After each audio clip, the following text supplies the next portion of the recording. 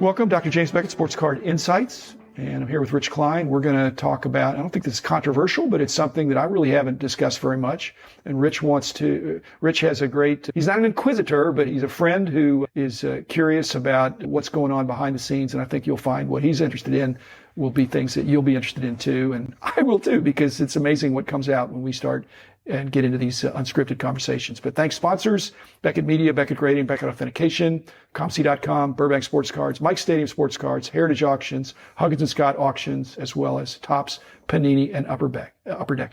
Rich, you want to ask me, since you have been with the Beckett Publications during some of the very fast growth years, and you're now with ComC, which is having a pretty explosive growth as well.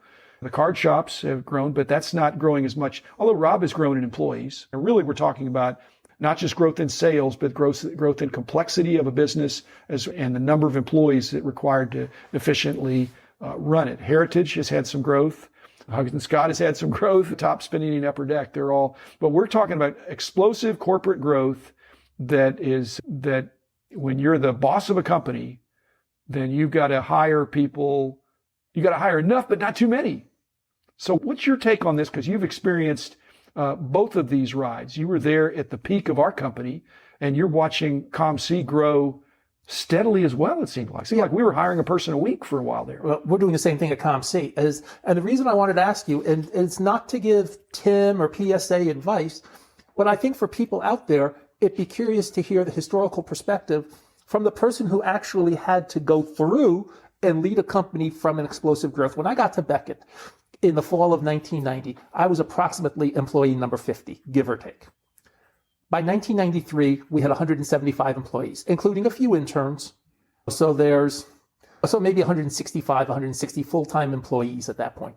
That's a tripling, plus a new building. That's pretty explosive growth. ComC and PSA, and ComC, I tell people that we are going to hire more people at ComC in the calendar year 2020 than when I went out for my, and I'll put it in air quotes, interview in 2014 in terms of the whole company. PSA has had virtual job fairs. They've publicly announced how many people they want to hire. They built a building next door. They've had to do this in real time. You had several years to do this. So you did have a slightly different circumstance, except it's still explosive growth. So tell me some of the thought patterns behind how you dealt with the explosive growth and how you were able to do it over time. Basically, Rich, you've teed up the question in such a way that I have a huge advantage over everybody else you talked about, because I'm talking about hindsight and they're having to do this in real time. I divide up a couple of, you mentioned a couple of things, this explosive growth in employees as well as, and in sales, because it's got to be warranted, but you got to pay them with something, but also a growth in the footprint or the real estate, the office space required. And even in these COVID days, people still have to do their work from somewhere. PSA has doubled their space. They're a public company. They have different sources of capital. ComC has increased their space. But my biggest heartburn was not increasing the financial obligations of having a higher rent payment. It wasn't the financial, it was the relational obligation that you're hiring somebody that you really like. Because most of the people, I think everybody we hired, I liked, that I wanted to come on our team, and I hope they would be there for a long time. But you have to wonder, in a hobby, everything is cyclical to some degree, that if you're too aggressive in hiring, you're going to have to cut back. And that's way worse than explosive growth, is this contraction. If all the people you're talking about, and everybody in the industry is affected, if they're conservative on adding space, adding employees, then it's better to be a little bit conservative. But what you pointed out is the growth has been such that being a little bit conservative, there's no such thing, because really the business has doubled in the last year. And so to be conservative and think we're going to increase by 25%, but your business doubled. We had some years where we doubled, and I don't know we probably didn't double the number of employees. We lagged it a little bit, which would be my advice to anybody that's listening, is to lag it a little bit. If you lag it too much, you wind up losing some good employees. Frankly, what you can lose is not just the good employees. You can burn out your best employees, and you've got to keep up. You've got to reinvest in the business, and it's mainly about the people and not about the real estate. We also are dealing with the pandemic, and so you also have physical distancing at a place like ComC, at a place like PSA. ComC has the issues receiving cards and the physicality of shipping them out. PSA has some of the same issues. You have to receive the cards, you have to get them to the graders. you have to also then ship them out. You have certain physicality issues that were not before. So not only do you have a bigger business, but you have less, I want to say less people who can do certain parts of the job at certain times. I can do my job remotely. I've done my job remotely the whole time. That doesn't have to change. But if you have an order with ComC or an order with PSA, somebody's got to ship it out to you. Somebody's got to get the car to the shipper. Somebody's got to get the car to the grader. Again, people think that everything like grading can be fully automated, and I won't say not in my lifetime, but there's still a lot of touch points for doing price guides, for shipping cards, for grading cards, for handling cards or physical products. So there's just no way around it. But so you need good people, and you've got to, you can't just hire them and expect them to instantly jump in. They've got to learn what they're supposed to do.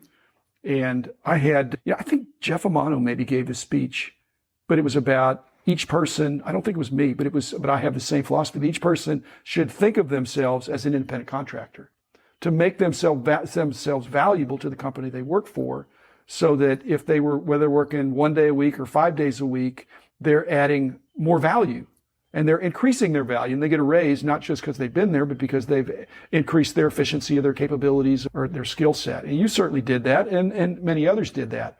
Consequently, if there is a downturn, if you've got to reduce your payroll, I just can't tell you how painful that is. It's very painful. Talked about that when we did the faith episode, how you made sure to do your best to ensure everybody had as soft as a landing as possible. Like a thud. Tell me how soft the landing is if you go back to your wife and say, hey, I got let go today in the nicest, kindest way. You're still out of a job. Right. And then you can't even be angry at your boss if he was a reasonably nice guy. But there's handwriting on the wall. But for the boss, there's handwriting on the wall when you see this growth. And like I said, you can't allow it to lag too much, or you'll demoralize the people. And if you're too aggressive in thinking, hey, we're going to double again next year, let's gear up for it. I'm not advising that. Now, one thing, and I think you touched upon this, is when you grow like that, you lose some of the, I don't want to say friendliness, that's the wrong word. There's family, there's extended family, and then there's like distant cousins or something. And it becomes like distant. And it became like, we peaked at 187, in my recollection. You recollect? Who's counting? But that's really too many to know everybody really well. Yes. We had some family parties and things on our property, and some family Olympics and things like that. So we were inclusive of the family, but that just makes it tougher if you ever have a downturn. And I just have to say there probably will be a downturn at some point in our industry now. I hope not, but there probably will be. In 93, we did cards as part of the... Exactly. It was I still have a set, yeah. You're the only person I know with a full set. It's more every employee and their families, yeah. It's more than 600 cards, if I remember correctly. You're kidding. That's extended families. That includes extended people families. That came to the picnic or submitted their photos. Yes, or other people. The set is more than 600 cards. We didn't have that many people, but it's wives and kids. But some people did. Rookie cards, probably about 550 or except for you and me. Except for you and me. Yeah. But it's a valid point, because as an employee, it's very interesting when you move from the tight-knit small company to the extended family with distant cousins. And this is not a complaint, but ComC has its own challenges, because we have offices in at least 4 places and people working remotely. So I don't get to talk to as many people as I used to. And it's fine for me, because I honestly have old radio air checks, and I have other radio programs. They keep me company all day. It's fine for me. But I can understand why some people would miss the personal day-to-day contact. I'm most familiar with my own experience, and so many friends still at Beckett Media, and some of the Panini guys were there for the previous regime that had some ups and downs, some big ups, but some downs as well. PSA I'm not as familiar with, but they're public. And if you read what's happened in the last year, some major shareholders are, when you say you've got a 1 million card backlog or more, shareholders are saying, and again, that's another constituency that the constituencies I was the owner, and the employees were absolutely major stakeholders, but I sure didn't have a dissident private equity company telling me that I'm not running the company, or I'm not being aggressive enough in hiring with this huge backlog. And I think one of the things people don't understand is just how hard it is for a company like PSA and a company like ComC, that both have actively put out the "we're hiring" thing, to find people that actually know something about cards. Yeah. What I found is that when I would talk to people that didn't know the hobby, and other CEOs, I've got a lot of friends that are groups I'm in, or the other guys are presidents and CEOs of companies. And in certain industries, they think people are fungible. That you get rid of that guy, you get somebody else just as good. They just pop in spare parts. And I said, no, this is a hobbyist, enthusiast, expert-driven business. And you've got to have that expertise, but you got to have the attitude. They got to be sharp. They got to be hardworking. They got to be a self-starter. Otherwise, they're not necessarily a bad apple. When we were humming the best is because we had a lot of cohesion in our team where everybody was pulling together, and you weren't looking around saying, hey, that guy's not pulling his weight. I don't want to do his job too. They were saying, hey, that guy's really working hard. I got to work hard too. And you were hard workers. So that's the thing. So if you hire too aggressively and bring in people that have a great attitude but no skill, or great skill but a bad attitude, it's better to, I thought it was better to not have the person at all than to have a bad person. And so that's what these other situations are dealing with.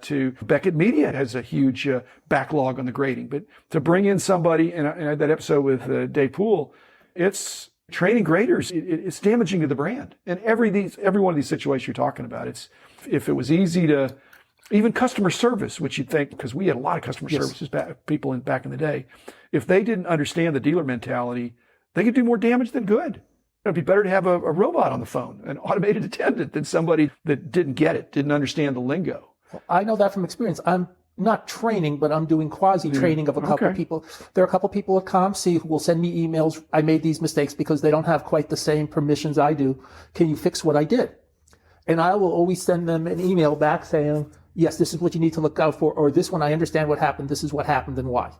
And there was one where, no, the reason you did that was the previous person did it wrong and you just matched what they did. So don't take any blame on that one but it's hard because I'm not always talking to these people. I'm doing it via email a lot. Let me give you a compliment because we're running a little low on the T word that Diane doesn't want me to say, that we have a certain 15 Let's just say that things. There's 15 things that we're thinking about here, and we're coming to the end of the 15th thing. But you were versatile. And I always thought it was important. And it's not bench strength as much as it's somebody that can play every position. And so I hope ComC sees you that way. And I know some of the guys that are still at Beckett Media have that ability. Some of my old buddies that are at Panini and Grant over at Upper Deck and Jaspy, look at what he's done.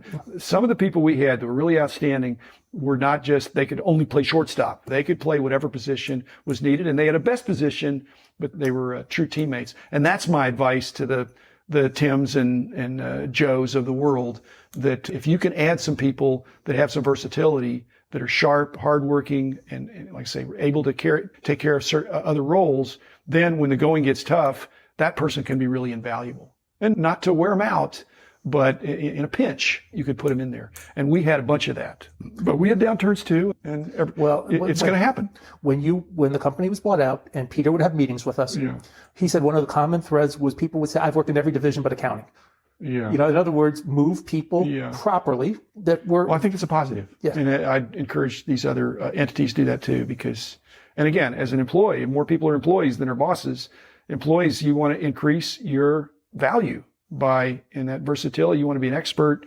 It's not an either or, be an expert or jack of all trades. Be an expert, but have some other trades that you're serviceable in. And you certainly did, and many others. So appreciate that. Thanks, Rich. Thanks, Jim. I hope for your sake and the hobby's sake that the explosive growth continues. I hope PSA continues to have problems with excess demand, because that means BGS will have problems with excess demand, and eventually they'll get caught up with the hiring the people. And I look forward to getting caught up, but it's good to be a little behind, not way behind. So anyway, thanks, Rich. Thanks, everybody. Be back again tomorrow.